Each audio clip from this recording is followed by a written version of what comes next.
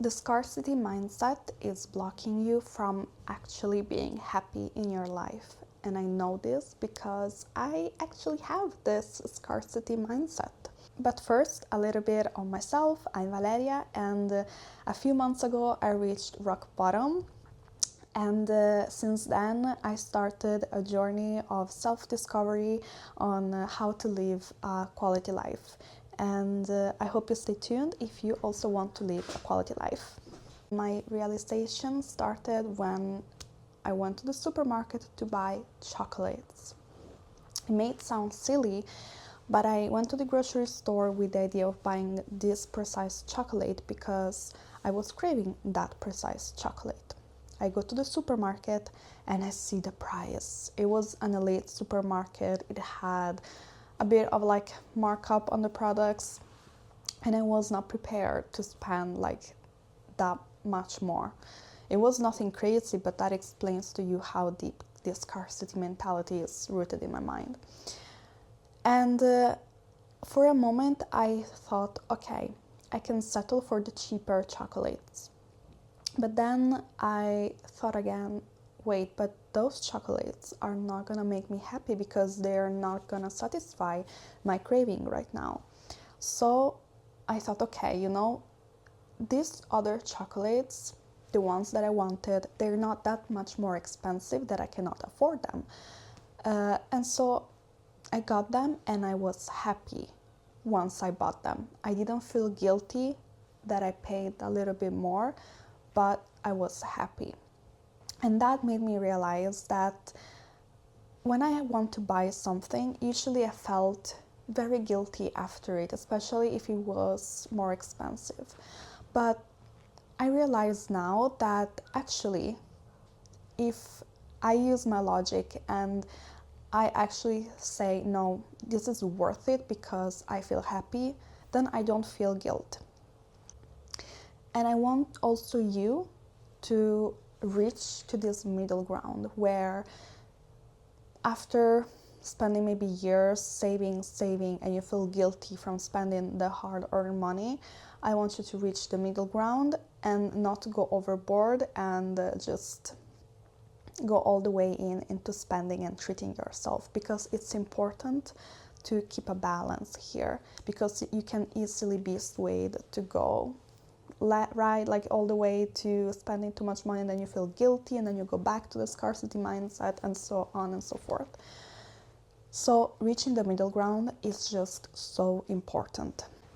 And the question here now is, how do we balance these two extremes to reach the middle ground and be happy when buying something? Well, first of all, I don't buy often. Sometimes I realize that people around me, they just spend much more time, energy, and money in looking for deals, products, etc. And I saw online like a lot of like challenges. Like I spent 6 months with a no buy challenge, and I'm like, girl, that's my life. I don't buy often. Especially, I don't buy clothes often. I don't buy beauty products often. I don't buy things often in general. And that is because this is actually, I owe it to the scarcity mentality, because it's not all bad. Like, there are good things that I want to keep. And the reason why I don't buy is because I only buy when I have a problem to solve. And a silly example was the chocolates. Like, oh, my problem is that I am in need of something to snack on, and I have this craving for those specific chocolates. And the problem is this: solution, go buy those chocolates.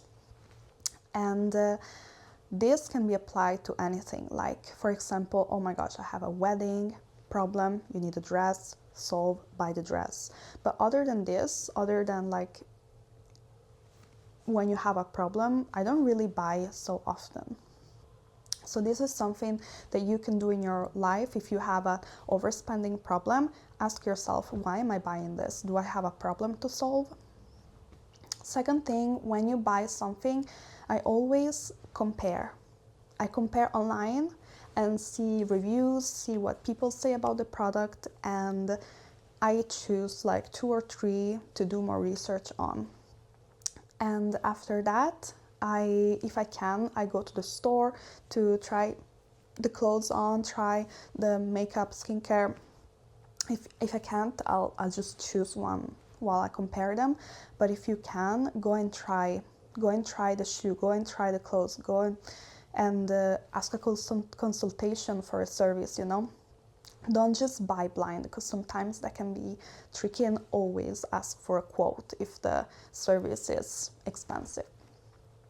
And lastly, after I compare, I think, oh, if the product that I chose is more expensive, I think, is that exactly what I need to solve my problem? Or can I settle with something that is gonna partially solve my problem, but still I'll feel happy? I feel like in general, for things that are not so important, like, I don't know, groceries, I want that precise apple, but there's like another apple that is fine. I don't know. For silly things that I'm not so attached, I can easily settle. But for more important things, or things that I consider more important for me, I would rather spend a little bit more money or time or energy into the other thing that I know is gonna reward me with being happy. So I leave that to you to figure out what works best, but these are all the steps that I take before like buying a product, and I highly encourage you to follow these steps. So figure out the problem, compare the products, try the product out, and then see if it's actually worth it, or if something else could work as well. And this way you can also reach the middle ground if you have an overspending or a scarcity mindset problem. So if you want to keep on learning about my journey on how to live a quality life, then stay tuned and see you in the next video.